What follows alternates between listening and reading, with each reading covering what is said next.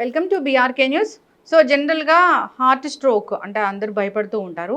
అయితే వీటన్నిటికీ చెక్ పెట్టడానికి ఒకే ఒక మందు వచ్చిందట. దాన్ని ఎలీ లిల్లీ అనే సంస్థ తయారు చేసిందని చెప్తూ ఉన్నారు. అసలు ఏంటి మందు, ఎలా పనిచేస్తుంది, తీసుకుంటే నిజంగానే హార్ట్ స్ట్రోక్ రాకుండా ఉంటుందా? పూర్తి వివరాలు తెలుసుకుందాం. ఈరోజు మనతో పాటు ఉన్నారు ప్రముఖ interventional cardiologist doctor Praneeth Polamuri గారు from Care hospital Banjara Hills. Doctor గారు నమస్తే అండి. నమస్తే మేడం. డాక్టర్ గారు చాలా టాపిక్స్ చేసాము. హార్ట్ అటాక్ ఎందుకు వస్తుంది, రాకుండా జాగ్రత్తలు ఏం తీసుకోవాలి, ఇట్లాగా. అయితే ఇది ఒక మిరాకిల్ మెడిసిన్ అనే చెప్పుకోవాలేమో అనిపిస్తుంది. ఈ న్యూస్ చాలా వైరల్ అవుతూ ఉంది. ఒక ఇంజెక్షన్, ఒక మందు ఏదో వచ్చింది, ఎలీ లిల్లీ అనే సంస్థ తయారు చేసిందని చెప్తూ ఉన్నారు. నిజంగానే స్ట్రోక్ రాకుండా, గుండెపోటు రాకుండా ఇది చేస్తుందా? ఒక విధంగా చూస్తే అది వాస్తవమే, at the same time completely వాస్తవం కాదు. బికాజ్ ఇంకా మనం ఇనీషియల్ స్టేజెస్లోనే ఉన్నాము.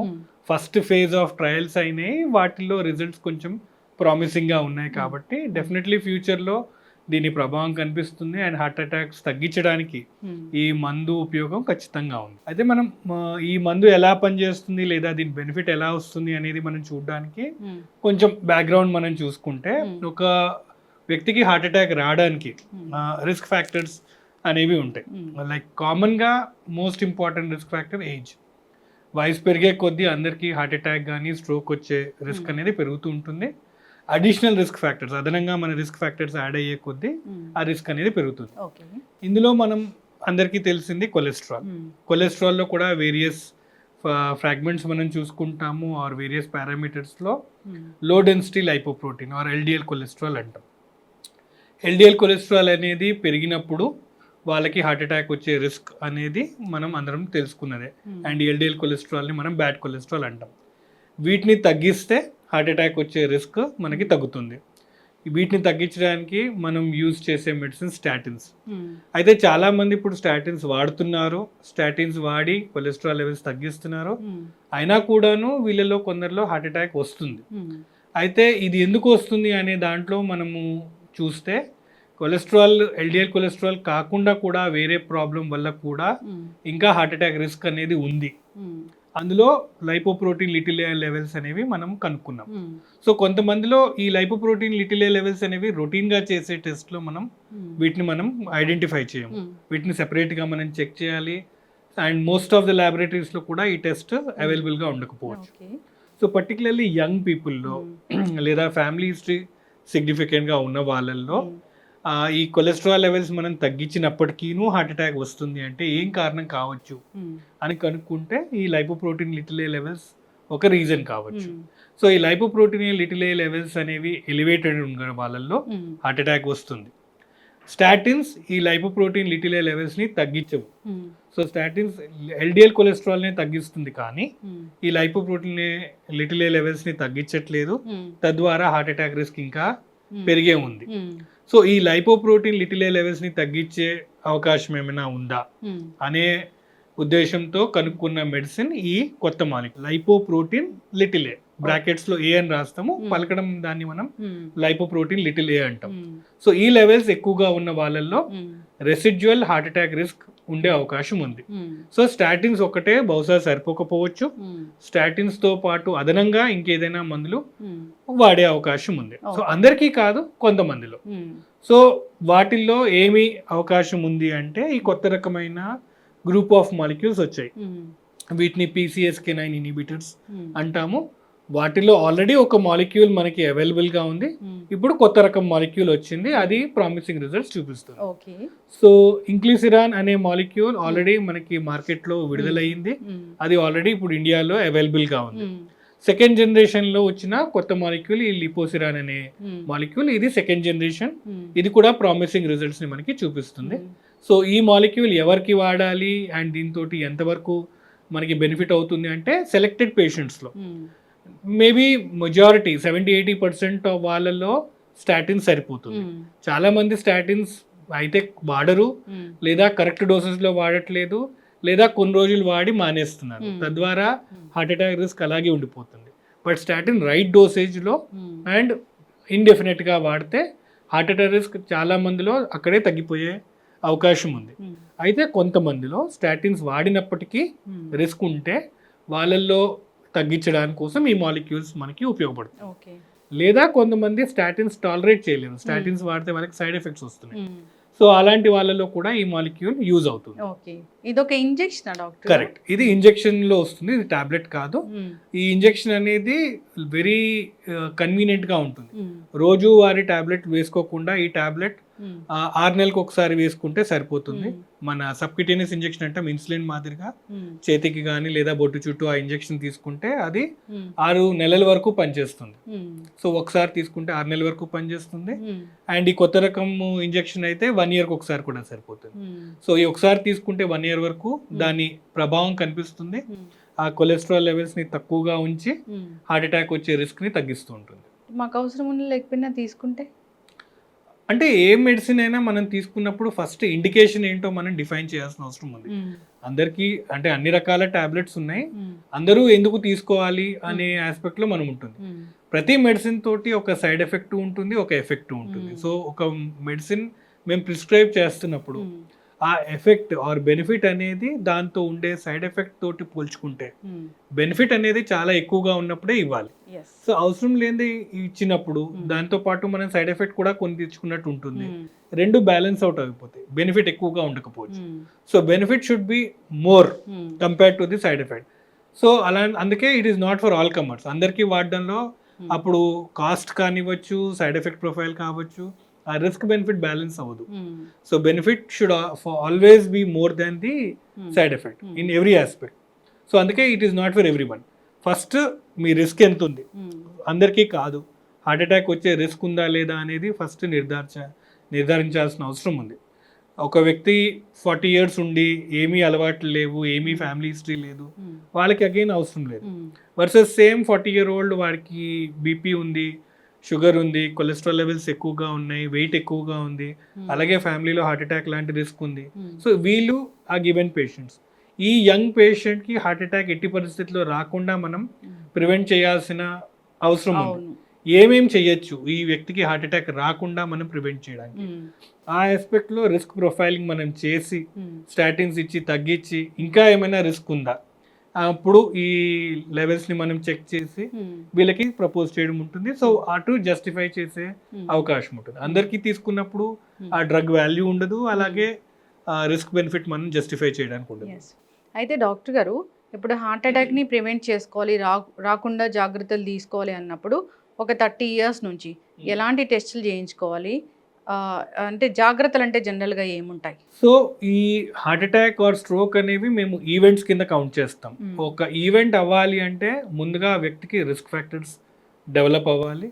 ఆ risk factors over a period of time కంట్రోల్లో లేకపోతే అప్పుడు so called event heart attack కానీ స్ట్రోక్ కానీ వచ్చే అవకాశం ఉంటుంది. సో ఏజ్ బట్టి వాళ్ళు ఏజ్ లో ఉన్నారు, వాళ్ళకి రిస్క్ ఫ్యాక్టర్స్ ఏంటి, అండ్ ఆల్రెడీ డిజీజ్ వచ్చింది. సో మీరు అన్నట్టు ఒకవేళ 30 years ఏజ్లో ఒక పేషెంట్ ఉన్నారు అంటే, ఒక వ్యక్తి ఉన్నారంటే వాళ్ళకి ఆల్రెడీ ఈవెంట్స్ వచ్చే అవకాశం తక్కువ, బట్ వాళ్ళకి రిస్క్ ఫ్యాక్టర్స్ ఉండే అవకాశం ఉంది. సో వీళ్ళలో రిస్క్ ఫ్యాక్టర్స్ ఐడెంటిఫై చేసే దాని మీద దృష్టి పెడతాం. సో ఆ పేషెంట్కి బీపీ ఉందా లేదా, డయాబెటీస్ ఉందా లేదా, కొలెస్ట్రాల్ ఏమైనా ఉందా, అలాగే హిస్టరీలో ఫ్యామిలీ హిస్టరీ ఏమైనా ఉందా, విమెన్లో ఏమైనా ఇన్ఫ్లమేటరీ కండిషన్స్ అంటాం, SLE, రూమటాయిడ్ ఆర్థరైటిస్ అలాంటి డిసీజెస్ ఉన్నాయా, వాళ్ళు ఏమైనా స్టెరాయిడ్స్ లాంటి మెడిసిన్స్ ఏమైనా వాడుతున్నారా. సో ఈ రిస్క్ ఫ్యాక్టర్స్ని ఐడెంటిఫై చేసే దాని మీద ఫోకస్ ఉంటుంది. రిస్క్ ఫ్యాక్టర్స్ ఒకవేళ ఐడెంటిఫై అయితే దెన్ ఆ రిస్క్ ఫ్యాక్టర్స్ని కంట్రోల్ చేయడం లేదా మేనేజ్ చేయడం మీద దృష్టి పెడుతుంది. Same over a period of years అయింది అనుకోండి, లైక్ 5 years or 10 years ఈ రిస్క్ ఫ్యాక్టర్తో బాధపడుతున్న పేషెంట్ ఆల్రెడీ డిజీజ్ వచ్చే అవకాశం ఉంది. ఆల్రెడీ డిజీజ్ ఉన్నప్పుడు then ECG, 2D echo, CT coronary calcium score, maybe angiogram, treadmill test ఇలాంటి ఇన్వెస్టిగేషన్స్ మీద ఫోకస్ చేస్తూ ఉంటాం. సో ఈ గివెన్ పేషెంట్ ఏ స్టేజ్లో ఉన్నారు, రిస్క్ ఫ్యాక్టర్ స్టేజ్లో ఉన్నారా, ఆ రిస్క్ ఫ్యాక్టర్స్ ఆల్రెడీ ఉండి డిజీజ్ ఆల్రెడీ ఎస్టాబ్లిష్ అయ్యిందా, దెన్ సెకండ్ ఆల్రెడీ డిజీజ్ వచ్చి దాంతో ఏమైనా డ్యామేజ్ అయ్యి కాంప్లికేషన్ అయిందా అనే బేసిస్ మీద other investigations. So every patient మీద అందుకే వాళ్ళ ప్రొఫైల్ ఎక్కడున్నారు, ఏ స్టేజ్లో ఉన్నారో దాని బేసిస్ మీద ఫోకస్డ్గా ఇన్వెస్టిగేషన్స్ చేయడం జరుగుతుంది. సో అందుకే ఈ జనరల్గా చేసే ప్యాకేజ్ ఆఫ్ ఇన్వెస్టిగేషన్ అందరికీ వర్తించకపోవచ్చు. మేబీ ఒక 30-40% ప్రాబబ్లీ అది అప్లై అవ్వచ్చు. బట్ ఎవ్రీ మందిలో ఈ same set of investigations justify చేయకపోవచ్చు. సో బెటర్ థింగ్ ఏంటంటే మీ డాక్టర్ని మీరు కన్సల్ట్ చేసి ఏ ప్రొఫైల్లో ఉన్నారు మీరు, సో కొన్ని యూజ్లెస్ అవ్వచ్చు, కొన్ని మేబీ ప్రాబ్లమ్ని ఐడెంటిఫై కూడా చేయకపోవచ్చు. ఆ సెట్ ఆఫ్ ఇన్వెస్టిగేషన్స్ మనం చేసేసుకొని అంతా బాగానే ఉందని మనం సో కాల్డ్ ఫాల్స్ రీఅష్యూరెన్స్తో వెళ్ళడం కూడా కరెక్ట్ కాదు. So always better to consult a doctor మీ రిస్క్ ప్రొఫైల్ని చూసి మీ హిస్టరీ తీసుకొని మీరు ఎలా ఉన్నారో కనుక్కొని ఫోకస్గా ఇన్వెస్టిగేషన్స్ చేసి మీ ప్రాబ్లమ్ని ఐడెంటిఫై చేసి ఫోకస్ ట్రీట్మెంట్ సజెస్ట్ చేసే అవకాశం ఉంటుంది. ఒక కార్డియాలజిస్ట్ని అయితే సంప్రదించాల్సిన అవసరం అయితే ఉంటుంది ప్రతి ఒక్కరికి కొంత ఏజ్ వచ్చిన తర్వాత. I think physician is a better choice. కార్డియాలజిస్ట్ని డైరెక్ట్గా రావడం కన్నా ఒక ఫిజిషియన్ని కలవడం మంచిది. బికాజ్ కార్డియాలజిస్ట్గా ఆర్ ఎనీ స్పెషలిస్ట్గా వాళ్ళ ఆలోచన లేదా వాళ్ళ ఫోకస్ అంతా ఆ పర్టికులర్ ఆర్గన్ చుట్టూనే ఉంటుంది. సో ఇప్పుడు యాజ్ ఎ కార్డియాలజిస్ట్ నా ఫోకస్ ఎప్పుడు హార్ట్ చుట్టూనే ఉంటుంది. బట్ మనిషికి వేరే ఎలిమెంట్స్ కూడా ఉండొచ్చు, వేరే డిసీజెస్ వల్ల కూడా హార్ట్ ఇండైరెక్ట్గా ఎఫెక్ట్ అయ్యే అవకాశం ఉంది. So best possible person physician, ఒక general physician will be better person. Because అన్ని ఆర్గన్స్ మీద ఈక్వల్గా ఆయన దృష్టి పెట్టి యాజ్ ఏ హోల్ పేషెంట్ని చూడడానికి జరుగుతుంది. అండ్ ఇన్ కేస్ ఆయనకి పర్టికులర్ ఆర్గన్ ప్రాబ్లమ్గా అనిపిస్తే ఆయన రిఫర్ చేస్తారు. లైక్ హార్ట్ రిలేటెడ్ ప్రాబ్లమ్గా ఉందనిపిస్తే కార్డియాలజిస్ట్ని కలవమని, లేదా న్యూరలాజికల్ ప్రాబ్లమ్ ఉంటే న్యూరాలజిస్ట్ కలవమని. ఇవి రైట్ ఆప్షన్, ఇది రైట్ పద్ధతి. వర్సెస్ డైరెక్ట్గా కార్డియాలజిస్ట్ దగ్గరికి వెళ్ళినప్పుడు నేను ఉట్టి హార్ట్ రిలేటెడ్ ప్రాబ్లమ్నే ఫోకస్ చేసి ఇన్ కేస్ ఆయనకి వేరే ఆర్గన్ ప్రాబ్లం ఉండి బహుశా ఒకవేళ కిడ్నీ ప్రాబ్లం ఏమైనా ఉంటే మిస్ అయ్యే అవకాశం ఉండొచ్చు. So it is always better to see a physician first and followed by a specialist later. అప్పుడు మిస్ అయ్యే అవకాశాలు తక్కువ. Although busy schedule sometimes ఇటు అటు అవుతూ ఉంటాయి. బట్ కరెక్ట్ పద్ధతిలో చూస్తే ఆర్ నా opinion always physician first, specialist second. అయితే చాలా మంది కూడా ఇప్పుడు ఈ కొన్ని రకాల మందులు తీసుకుంటే, ఇప్పుడు రక్తం పలచబడే మందులు అవి తీసుకుంటే ఈ గుండెపోటు సమస్య అనేది రాకుండా ఉంటుందని, అది డాక్టర్ని అడగకుండా తీసుకుంటూ ఉన్న వాళ్ళని మనం చూస్తూ ఉన్నాము. అది ఎంతవరకు కరెక్ట్ డాక్టర్ గారు? అసలు మీరు అన్నట్టు ఆస్పిరిన్ కామన్ గా వాడుతూ ఉంటారు చాలా మంది. లైక్ ఎవరైనా వైరల్ న్యూస్ వినో లేకపోతే రిలేటివ్స్ లో ఫ్రెండ్స్ లో హార్ట్ అటాక్ వచ్చి చనిపోయారని వినంగానే ముందు జాగ్రత్తగా ఆస్పిరిన్ తీసేసుకోవడం, నాకు హార్ట్ అటాక్ రాకుండా ప్రివెంట్ చేయొచ్చు అనే ఆస్పెక్ట్ లో చూస్తారు. మీకు ఇదివరకు చెప్పినట్టు ప్రతి మందుతోటి ఒక బెనిఫిట్ ఉండడంతో పాటు దాని సైడ్ ఎఫెక్ట్ కూడా ఉంటుంది. ఆస్పిరిన్ ఏదైతే బ్లడ్ థిన్నరో దాంతో ఉండే సైడ్ ఎఫెక్ట్ బ్లీడింగ్ అనేది మైనర్ కావచ్చు, మేజర్గా కూడా కావచ్చు. ఆస్పిరిన్తో వచ్చే కామన్ సైడ్ ఎఫెక్ట్ కడుపులో అల్సర్స్ ఫామ్ అయ్యి కడుపులో బ్లీడింగ్ అయ్యి ప్రాబ్లం వచ్చే అవకాశం. రెండోది ఆస్పిరిన్ ఆర్ బ్లడ్ థిన్నర్ వాడుతున్న వాళ్ళకి ఏదైనా ఇంజురీ అయితే, అన్ఫార్చునేట్లీ ఒకవేళ పడిపోయారు, హెడ్ ఇంజురీ అయితే వాళ్ళలో అమౌంట్ ఆఫ్ బ్లీడింగ్ కూడా ఎక్కువ అవుతుంది.